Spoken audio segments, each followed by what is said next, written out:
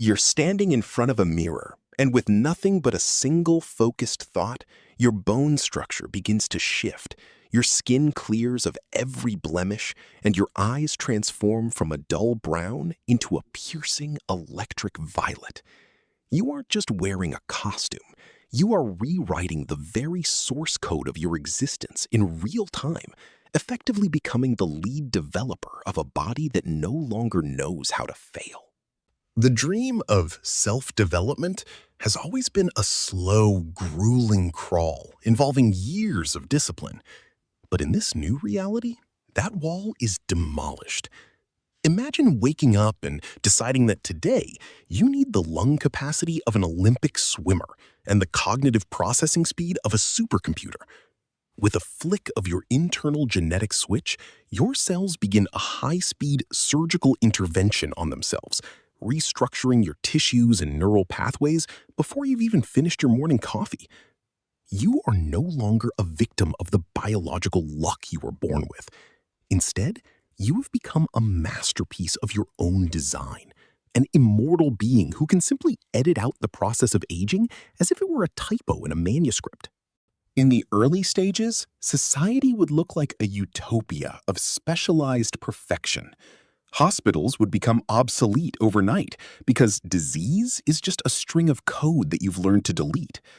We would see a radical explosion in human potential, where everyone is special and endowed with whatever traits they desire. The limitations of the physical level that have defined our species for millions of years would evaporate. If you want to dive to the bottom of the ocean, you simply grow gills. If you want to survive in the vacuum of space, you edit your skin to become a biological pressure suit. We would enter an era of biohacking, where the only limit to what you can become is the depth of your own imagination. But as the novelty of perfection wears off, the psychological and social architecture of humanity would begin to buckle under the weight of this power. Think about the nature of identity. If you can change your face, your height, your personality, and even your memories at will, who are you, actually? We've seen in scenarios involving infinite intelligence that being the smartest can lead to a profound sense of isolation from those who don't share your vision. In a world of chameleon humans, trust would vanish. You would never know if the person you are falling in love with today is the same person who will be standing there tomorrow, or if they have simply edited their personality to become your perfect match. The economic divide would also take a terrifying turn. While the initial hope is for a decentralized evolution, we know from the history of extreme wealth that resources are rarely distributed equally.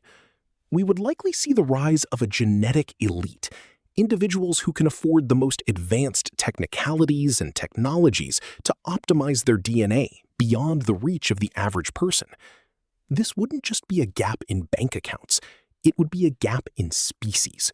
The haves would be literal gods, while the have-nots would be left behind in a primitive state, unable to compete in a world that demands constant, high-speed biological updates. Furthermore, there is the biological tax to consider. Every time you force your body to undergo a massive genetic rewrite, you are consuming an incredible amount of energy and pushing your cellular machinery to its absolute limit. Even if you are immortal, your mind might not be designed to handle the sensory overload of 1,000 different bodies.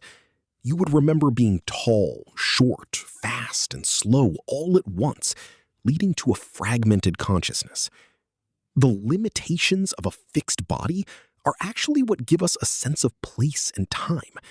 Without them, we are just ghosts drifting through a sea of infinite options. Eventually, we would reach a point of evolutionary burnout. When everyone can be everything, nothing is special anymore. The luck of a unique birth or the charm of a natural flaw would become the most expensive luxuries in the world.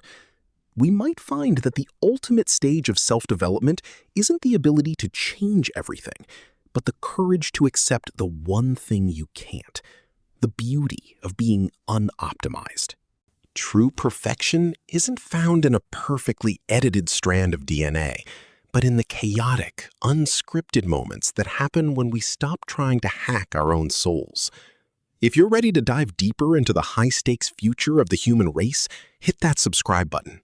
And let me know in the comments, if you could change just one gene in your body tonight, what would it be?